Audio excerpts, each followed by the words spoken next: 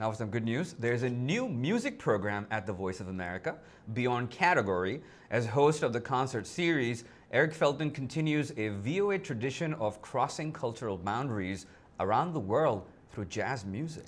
Eric's program is recorded at various jazz clubs around Washington, where he not only talks with the artists, he often gets up there right with them on stage and jams with them. I met up with Eric at one of these clubs called Blues Alley to talk about his show.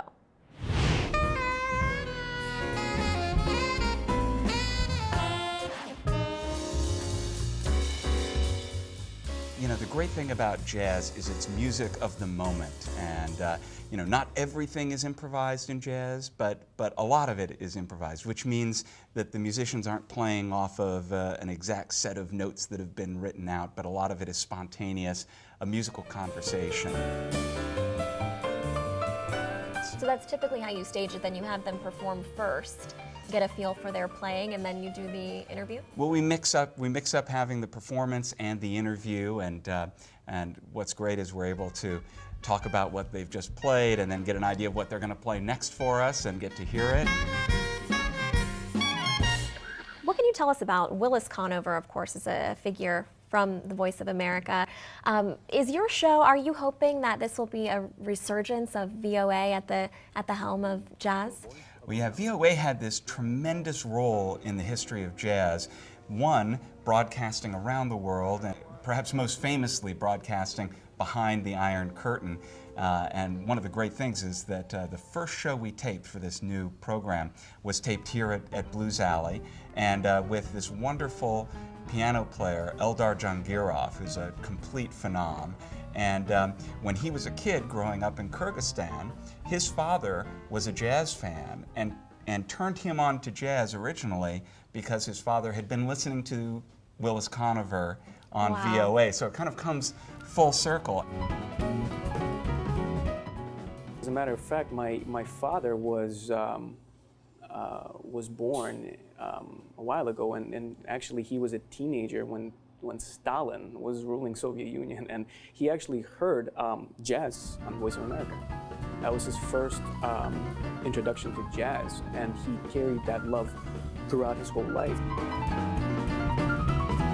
This tremendous legacy that VOA has in being a voice of jazz around the world, of America's music, and this is a wonderful opportunity to build on that legacy. This has to be a labor of love for you. You have your own background in music.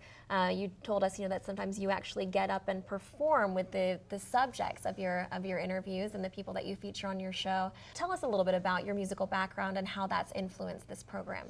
Well, I was very fortunate. My father and my grandfather were professional jazz musicians, and so I learned from a very young age. My grandfather, who played in swing bands in the 1920s and 30s, was my trombone teacher, and it was just, what a wonderful childhood, learning at my grandfather's all in the family. All yes. in the family, absolutely. So as a player, one of the things that I wanted to do with this show was do a little bit of there's a wonderful piano player named Marian McPartland, and she had for a long time had a radio show called Piano Jazz, and she would sit with other piano players and they'd talk about the music and they'd play things together and they'd kind of bounce off one another, and it was always unpredictable. And so we're taking a nod from Marian McPartland's show to try to capture that same unpredictability.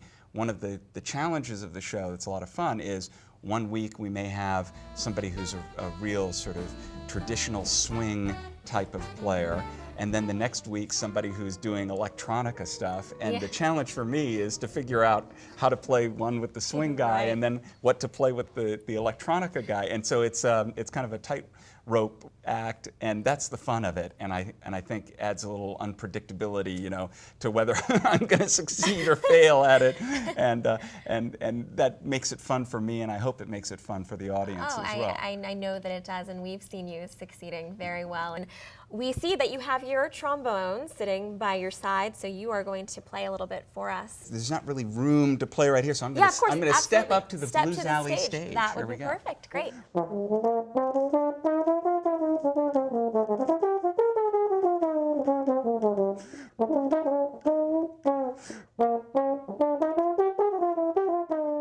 All right, so we just saw Eric Felten playing the trombone there. He also, as we saw in the piece, can play bass, and he sings, and I have a funny story about that. I went to a club once. It was a swing dancing event, and I saw none other than Eric Felten up there singing, which was such a shock to me because I had no idea that he had that hidden talent. It's amazing. You know, wait till you watch Martin Seacrest, our executive producer, playing his guitars. Oh yeah, oh no, absolutely. We have a lot of musical talent here at the Voice of America.